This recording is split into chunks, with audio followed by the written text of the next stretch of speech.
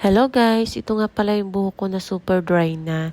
Pina-short hair ko na siya kasi kahit basa yung buhok ko ay tinatali ko pa rin. Ito na siya nung short hair. Feeling ko naman bagay sa akin dahil malaki yung mukha ko. Ayan, bagay naman siya. At sabi naman ng anak ko ay bagay. Pagupit nga rin pala yung anak ko at yung kapatid ko dyan. Nung niliguan ko siya, bumuhagag siya kaya naisipan ko na i-ribbon siya. Nag-DIY ribbon ako. At dahil hairstylist ako, ayan, nakalibre ako ng Ribbon and Brazilian Botox. Dito nga pala ay natapos na yung R1 kaya pinapatuyo ko na siya ng husto.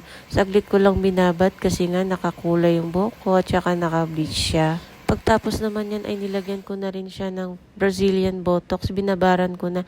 Medyo matagal ko siyang binabad. Ayan. Hindi ko na nga pala siya nilagyan ng R2 kasi super ano na yung buhok ko. Magra-rubberize na siya. Pagkatapos kong ibabad sa Brazilian, yan, blower, inatuyo ko siya ng gusto para hindi siya mag-rubberize pag pinlansya siya.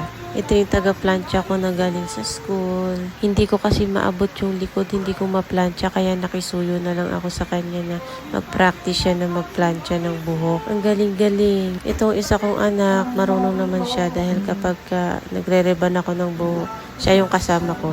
Siya yung katulong ko sa pagpa-plancha tapos nagbo-blower din siya ng buhok.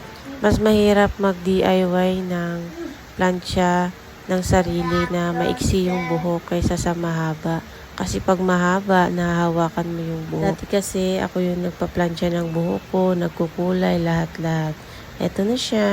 Thank you guys. Babush!